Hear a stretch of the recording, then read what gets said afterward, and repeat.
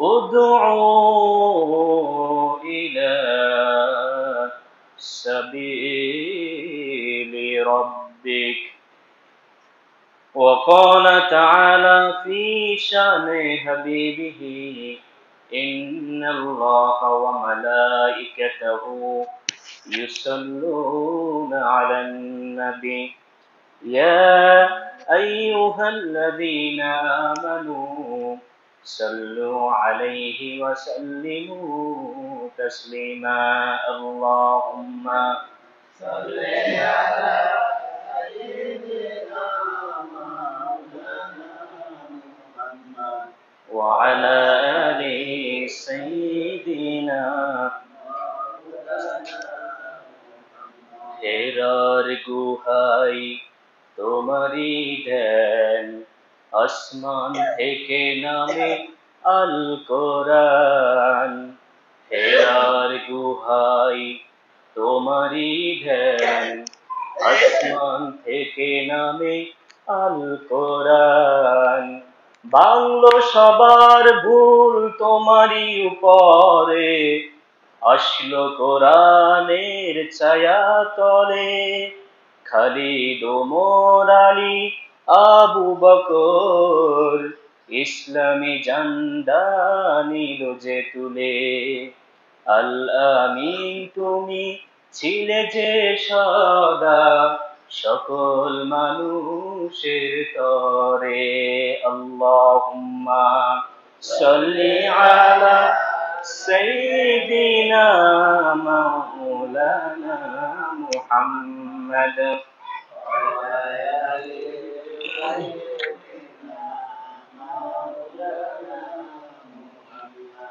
بلغ العلا بكماله كشف الدجى بجماله حسنت جميع خصاله صلوا عليه وآله لا إله إلا الله لا إله إلا الله لا إله إلا الله لا إله إلا الله لا إله إلا الله মুহাম্মাদুর রাসূলুল্লাহ সাল্লাল্লাহু আলাইহি ওয়াসাল্লাম। উপস্থিত সম্মানিত মসজিদ কমিটির সাবেক এবং বর্তমান সভাপতি এবং কমিটির অন্যান্য সদস্যবৃন্দ, আল্লাহ রাব্বুল ইজ্জতের দরবারে লক্ষ কোটি শুকরিয়া যে মহান রব্বুল আলামিন আমাদেরকে সমস্ত বালা মুসিবত থেকে, বিপদ আপদ থেকে উপেক্ষা করে আল্লাহর ঘর মসজিদে জুমার সালাত আদায় করার উদ্দেশ্যে বসে কিছু কথা বলার এবং শোনার তৌফিক দিয়েছেন। এই জন্য সকলে বলি আলহামদুলিল্লাহ। এবং সালাত ও সালাম বিশ্ব মানবতার মুক্তির দূত আকায়ে নামদার তাজেদার মদিনা জনাবে রাসূল করিম সকলে বলি সাল্লাল্লাহু আলাইহি ওয়াসাল্লামের প্রতি। সম্মানিত উপস্থিতি, যখন বক্তা কথা বলে বক্তার সাথে হা হু মাইতে ঘুম যাওয়ার জন্য বাড়ি আছে, ঘর আছে, খাট আছে, পালং আছে, মসজিদে ঘুম গেলে কিন্তু চলবে না। তো চট্টগ্রামের এক হুজুরা ছিল, সিটিংয়ে বাসায় বয়ান করে, কে বুঝতো না, তো বাজি একটু মাতো না মুতো না, নামাতে একটু মুতিও তো চাইবে। কথাটা বুঝেন নাই? তো মসজিদে আসছি আমরা, একটু কথা শুনবো, এটার সাথে আমাদেরকে আওয়াজ দিতে হবে। এই আওয়াজ থেকে আমি আপনাদেরকে বলবো, আসলে মুসলমানের শক্তি, মুসলমানের বল, এটা কিন্তু মুসলমানের আওয়াজে এবং মুসলমানের হৃদয়ে। একবার আব্বাজান আদম আলাইহিস সালাম থেকে জনাবে রাসূল করিম সাল্লাল্লাহু আলাইহি ওয়াসাল্লাম পর্যন্ত যত নবী রাসূল দ্বীন প্রতিষ্ঠার জন্য, আল্লাহর বিধান জমিনের মধ্যে প্রতিষ্ঠা করার জন্য যত নবী রাসূলই কথা বলেছেন, সবাই কিন্তু মুখের ভাষা আর আল্লাহ তাআলার বিধানের প্রতি আন্তরিক বিশ্বাস, এই দুইটার বাহিরে অস্ত্র টস্ত্র দিয়া কিন্তু কোনো কি করেন নাই, তারা দিন প্রতিষ্ঠা করেন নাই। আজকে আমরা সেই নবী রাসূলদের ওয়ারিস, সেই নবী রাসূলদের আমরা কারো পুত্র, আমরা সকলেই আব্বাজান আদম আলাইহিস সালামের সন্তান। কিন্তু আমরা নবী রাসূলদের যে গর্জন, যে আওয়াজ, যে বাক স্বাধীনতার শক্তি, শব্দে মুখের যে গর্জন ছিল, সেই গর্জন আজকে আমাদের মধ্য থেকে হারিয়ে গেছে বিধায় আমরা আজকে যত লাঞ্ছিত, আমাদের ঈমান যত দুর্বল হয়েছে, আমরা ততই নিপীড়িত, ততই আমরা সমাজের মধ্যে পীড়িত, আমাদেরকে মারে। প্রিয় ভাইরা, আজকে আমরা 2024 সালে যে স্বাধীনতা অর্জন করেছি, বলেন তো এটা কি অস্ত্রের বলে নাকি গর্জনের বলে? শুধু কিছু ছাত্র তারা তাদের গর্জন উঠিয়েছে, তারা কিন্তু মুসলমান জাতি। কোন জাতি? মুসলমান জাতি। তারা তাদের ঐতিহ্য, তারা তাদের পরিচয়, এটা ভুলে গেছে বিধায় মুসলমান পরাজিত, লাঞ্ছিত, নিপীড়িত। কিন্তু মুসলমান যদি নিজের পরিচয়, নিজের এরকম তারা যে নবীদের সন্তান, নবীদের উম্মত, নবীদের ওয়ারিস, সেই তাদের ভিতরে জাগনা প্রেরণা যদি থাকে, তাহলে তারা পৃথিবী জয় করে নিতে পারবে। আমি আপনাদেরকে একটা উদাহরণ দিই। এক ব্যক্তি পাহাড়ের মাঝখানে রাস্তা দিয়ে হাঁটতেছে। হাঁটতে হাঁটতে সে দেখলো ওই জঙ্গল থেকে একটা ছোট্ট ফুটফুটে বাঘের বাচ্চা বাইরে আসছে। কিসের বাচ্চা? ছোট বাঘের বাচ্চা বাইরে হয়েছে। ওই ব্যক্তির কাছে বাঘের বাচ্চাটা অনেক সুন্দর লাগছে। সুন্দর লাগার পরে সে কোলে করে এই বাঘের বাচ্চাটা বাড়িতে নিয়ে আসছে। এখন এই বাঘের বাচ্চা তো দুধের বাচ্চা, এখন এর তো দুধ খাওয়াইতে হইব। তো ওই ব্যক্তির একটা ছাগল ছিল, ছাগলেরও বাচ্চা আছে, দুধ খায়। ওই ছাগলের সাথে বাঘের বাচ্চাটা ছাড়িয়ে দিছে। এখন ওই ছাগলের বাচ্চা ছাগল মাঠ থেকে দুধ খায়, এই বাঘের বাচ্চা ওই ছাগলের থেকে কি খায়? দুধ খায়। এই দুধ খাইতে খাইতে সেই বাঘের বাচ্চা ওই ছাগলের বাচ্চার সাথে বড় হলো। তো ওই ব্যক্তি তার যতগুলা ছাগল আছে, এই ছাগলগুলোকে মাঠে চরানোর জন্য নিয়ে যায়। তো নিয়ে গিয়ে এক জায়গায় সবগুলা ছাগলকে ছেড়ে দিচ্ছে, সেখানেও জঙ্গল আছে, পাশে কি আছে? জঙ্গল আছে। ওইখানে ছেড়ে দিয়ে সে গাছের ছায়াতলে এক জায়গাতে রেস্ট নিতেছে। তো হঠাৎ করে একটা বাঘ ছাগলের প্রতি আক্রমণ করতেছে। এখন সমস্ত ছাগলগুলা জান বাঁচানোর জন্য খুব স্পিডে দৌড়তেছে। এই বাঘের বাচ্চা তাদের সাথে দৌড়তেছে। বাঘের বাচ্চা এখন বাঘে ওই ছাগলগুলাকে লক্ষ্য করছে, সাথে সাথে এই বাঘের বাচ্চাকে লক্ষ্য করছে। কি রে, ঘটনা কি? ছাগল আমাকে দেখে ভয় পাবে, এটা স্বাভাবিক, তারা দৌড়বে জান বাঁচানোর জন্য, কিন্তু বাঘের বাচ্চা দৌড়তেছে কেন? তখন আজকে ছাগল টাগল খাওয়া বন্ধ, আজকে বাঘের বাচ্চা কেন ধরে নিয়ে জিজ্ঞেস, তুই গেলে দৌড়স? ছাগল আমার ভয়ে আমি ছাগল খেয়ে ফেলবো বিদায় ছাগল দৌড়াইতেছে, তুই কেন দৌড়াইতেছ এটা জিজ্ঞেস করবো? ছাগল খাওয়া বাদ আজকে তো দৌড়াই যাবে, বাঘের বাচ্চারে ধরছি। ধরি তাকে জিজ্ঞাসা করলো, কিরে এই ছাগল গুলা দৌড়ে, তুই কেন দৌড় দিলি? তারা দৌড়তেছে এই জন্য আমি দৌড়তেছি। আর কি কি সমস্যা? সমস্যা যখন আমাকে ছাগল চড়ানোর জন্য নিয়ে আসে, আমার ওই ছাগল ভাই বোন যারা আছে তারা আমাকে শিং দিয়ে কি করে? গুঁতে মারে। আমার তো শিং নেই, বাঘের কি শিং আছে নাকি? তো বাঘে চিন্তা করতেছে, আরে আমারও যদি শিং উঠতো তাহলে আমিও কি করতাম? তাদেরকে গুঁতাইতে পারতাম। তখন ওই বড় বাঘ বলল, আস, তোকে আমি তোর পরিচয় দেখাই, তুই আসলে কি জাতি, তুই আসলে কেমন জাতি, কোন জাতি তুই। এখন কেমনি বুঝাইব? যতভাবে বুঝাই সে তো বুঝবে না। তো তাকে একটা পুকুরের পাড়ে নিয়ে গেছে। কোথায়? একটা পুকুরের পাড়ে, আয়নার কাছে নিয়ে গেছে। পুকুরের পানি তো আয়নার মতো নাকি? তো আয়নার মধ্যে চেহারা দেখলে বুঝবো। পুকুরের পাড়ে নিয়ে গেছে, নিয়ে যাওয়ার পরে কয়েকবার পানির দিকে পানির দিকে সাজে হে চেহারা আর এই বাঘের চেহারা এক। বাঘের চেহারা এক। তখন বলতেছে, বস আমার চেহারা তো আপনার মতো। তোকে আমি এইটা বোঝানোর জন্য, তোকে আমি তোর পরিচয় বোঝানোর জন্য আমি তোকে পানির কাছে নিয়ে আসছি। তুই আসলে ছাগল, ছাগলের সাথে চলতেছ, তোর অভ্যাস ছাগলের মতো হয়েছে। আসলে তুই কিন্তু বাঘের জাতি। কিসের জাতি? তুই বাঘের জাতি। তোর গর্জন, তুই সিংহের চিন্তা করস, কোন দিন তোর সিংহ যাবো, তুই ছাগলের গুতা মারবি। তোর তো মূল শক্তি হয়েছে গর্জনের মধ্যে। একটা গর্জন দিবি, ছাগলের বাচ্চা যত আছে সমস্ত ছাগলের বাচ্চা তোর ভয়ে, তোর গর্জনের ভয়ে হারিয়ে বেড়াবে। ঠিক কিনা বলেন? ঠিক প্রিয় ভাইরা, মুসলমান জাতি হচ্ছে এমন জাতি, তাদের মূল শক্তি হচ্ছে নারায়ে তাকবীরের ভিতরে, আল্লাহু আকবার ধ্বনির ভিতরে, মুসলমানদের গর্জনের ভিতরে মুসলমানদের মূল শক্তি।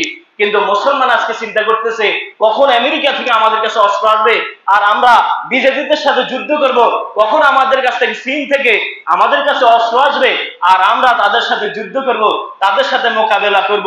বলেন তো মুসলমানের শক্তি কি অস্ত্রের ভিতরে?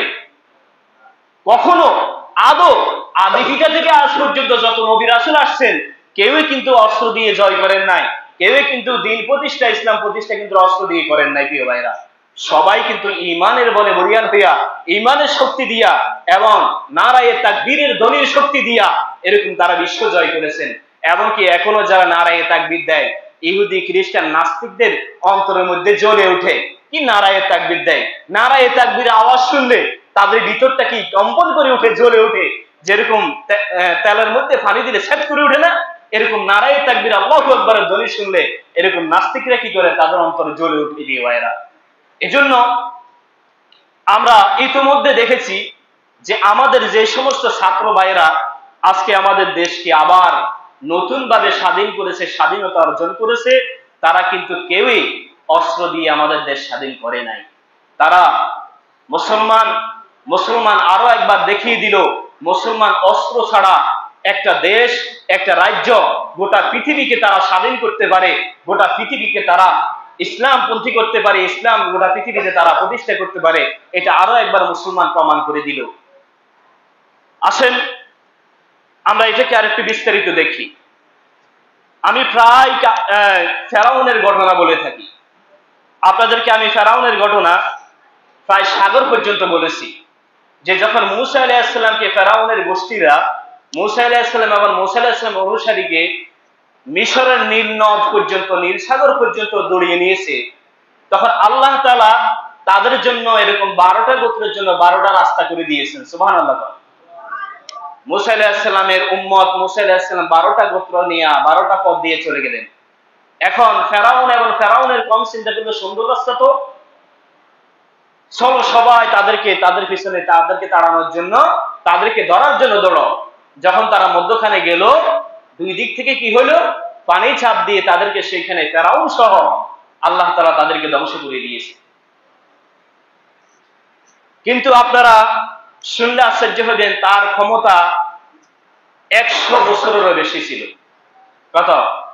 মানে মূসা আলাইহিস সালামের জন্মেরও আগ থেকে সে এরকম রাজত্ব করেছিল, রাজতন্ত্র সে প্রতিষ্ঠা করেছে এবং সেটার উপর দায়ের কায়েম ছিল প্রায় 100 বছরের উপরে। কিন্তু আল্লাহ তাআলা সেই নীল নদে, নীল সাগরে ফেরাউন সহ তার সমস্ত উম্মতদেরকে এরকম কি করছে, ডুবাইয়া সুবাইয়া মারছে। এরপরে ঘটনা আপনারা শুনলে আশ্চর্য হবেন। যখন মূসা আলাইহিস সালামের উম্মত সাগরের ওই পারে একটা মরুভূমিতে গেল, তখন সেইখানে আল্লাহ তাআলা, মরুভূমিতে কোনো গাছ গাছলা ফসল কোনো কিছুই ছিল না। আল্লাহ তাআলা তাদের খাবারের জন্য, আল্লাহ তাআলা তাদেরকে সাপোর্ট দেওয়ার জন্য, তারা যে মুসলিম হয়েছে, কখনো যে তারা মনের মধ্যে এটা না আনতে পারে যে মুসলমান হওয়ার কারণে উপবাস মানা মুক্ত হবে। এই জন্য আল্লাহ তাআলা তাদের জন্য আসমান থেকে 2টা খাবারের ব্যবস্থা করছেন। একটা হচ্ছে মান্না, যেটা এক প্রকারের গমের আটা, এক প্রকারের গমের আটা অথবা এক প্রকারের গমের রুটি। আরেকটা হচ্ছে সালওয়া, যেটা একটা পাখির গোশত, একটা পাখির কি গোশত।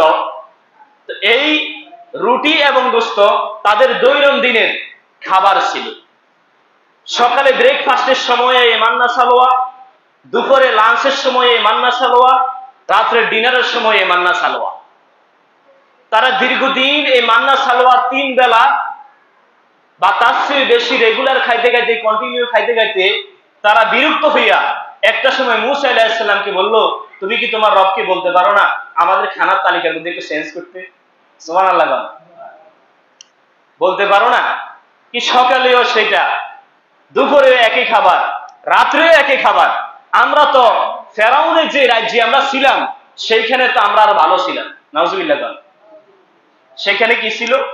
সেইখানে তারা আসলে একটা বন্দি জীবন পার করছিল, যেখানে তাদের বাক স্বাধীনতা ছিল না, কথা বলার কোনো অধিকার ছিল না, মত প্রকাশের কোনো অধিকার ছিল না, কোনো চাহিদা তারা প্রকাশ করতে পারতো না। এরকম একটা বন্দি জীবনে তারা ছিল, বলতে পারেন এক প্রকার জেলখানা। কিন্তু জেলখানা থেকে তারা এখন একটা স্বাধীন জীবন অতিবাহিত করতেছে, যখন যা ইচ্ছা বলতে পারতেছে, যখন যা ইচ্ছা মত প্রকাশ করতে পারতেছে, যখন যা ইচ্ছা চাহিদা প্রকাশ করতে পারতেছে। কিন্তু তারা কোথায় ফিরে যাচ্ছে? তারা ওই ফেরাউনের সেই বন্দি জীবনে, সেই জেলখানার জীবনকে তারা স্মরণ করতেছে, যে আমরা তো ফেরাউনের যেই বন্দিশালায় ছিলাম বা তার রাজত্ব এলাকাতে ছিলাম, সেখানে আমরা ভালো ছিলাম। কারণ হচ্ছে তখনকার, গত জুমাতে আমি বলেছি, ফেরাউনের রাজত্বটা গোটা পৃথিবীতে ছিল। যদিও সে মিশরের বাদশা ছিল, কিন্তু গোটা পৃথিবীর মানুষ ফেরাউন এবং ফেরাউনের রাজত্বকে ভয় করত।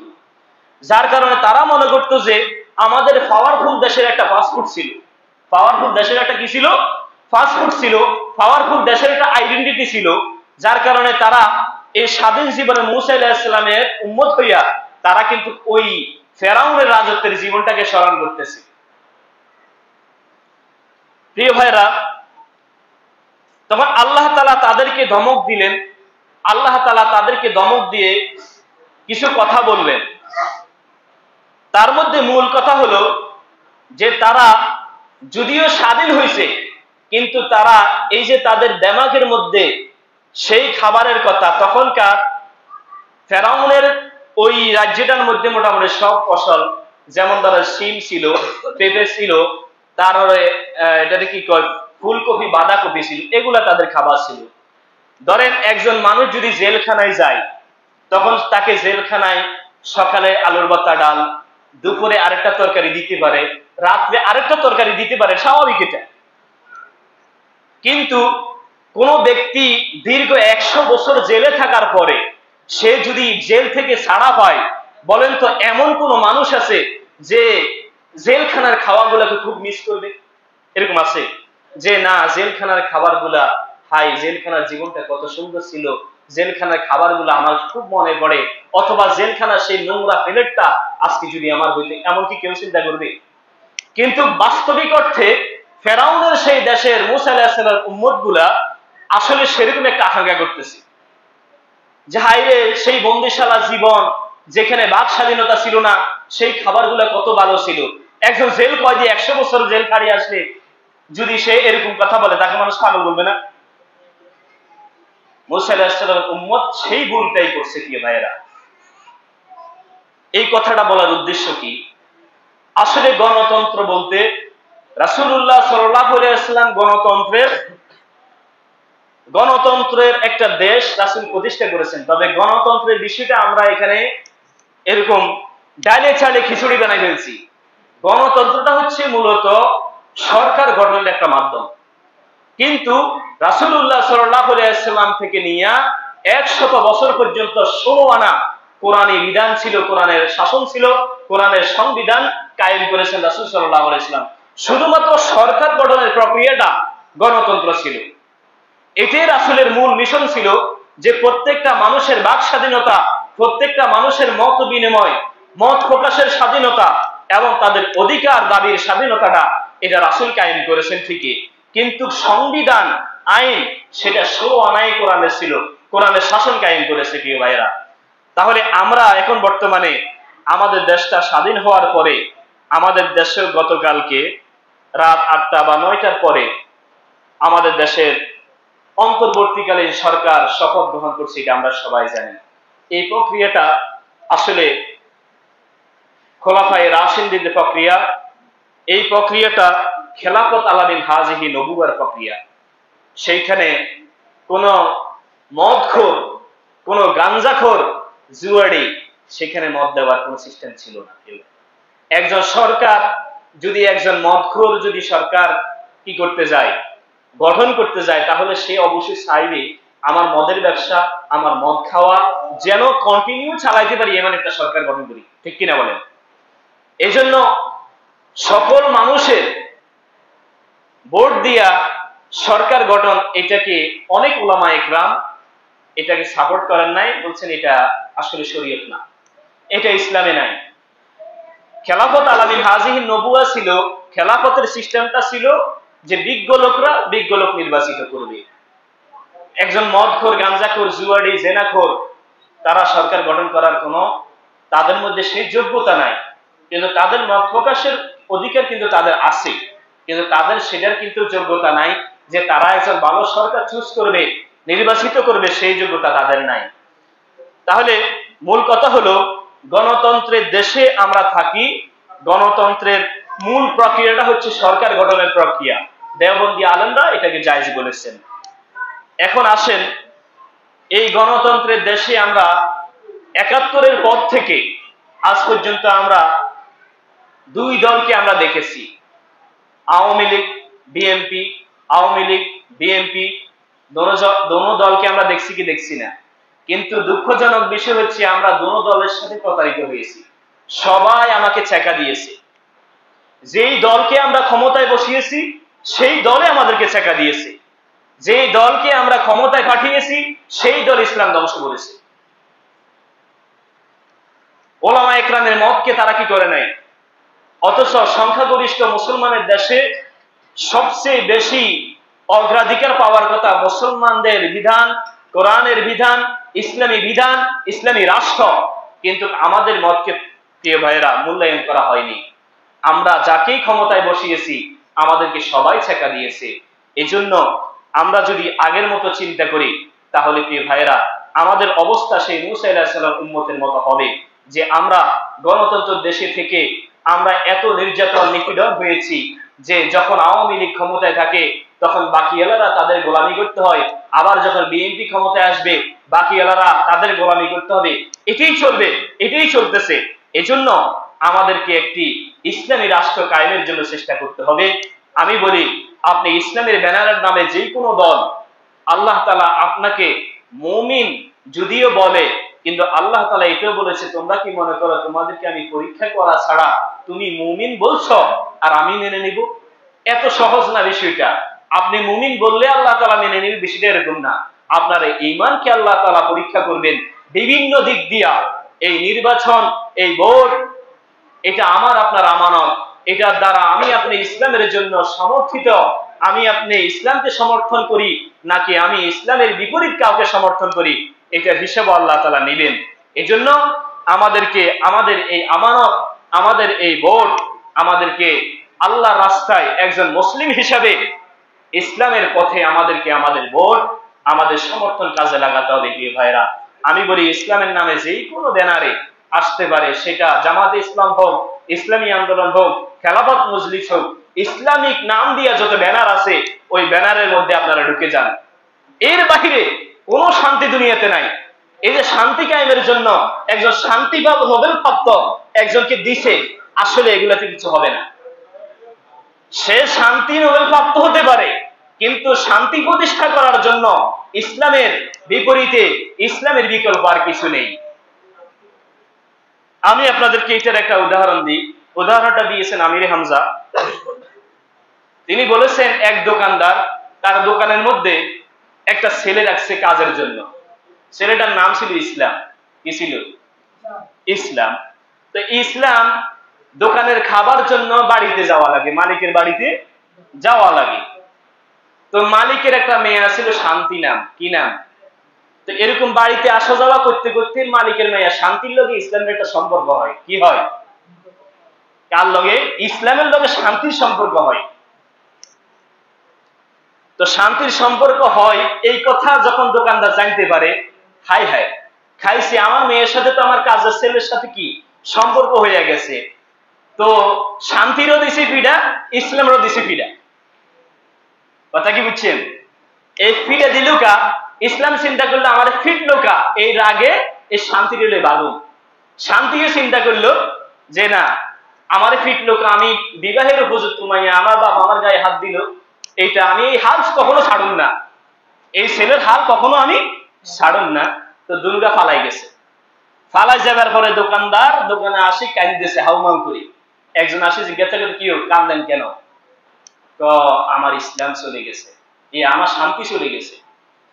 কয় তোমার শান্তি চলে গেছে ব্যাপারটা সেটা না, আগে বলো তোমার দোকানে যে ইসলাম নামক যে ছেলেটা আছে সে কোথায়?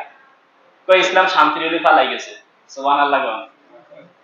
ইসলাম শান্তির এলোই।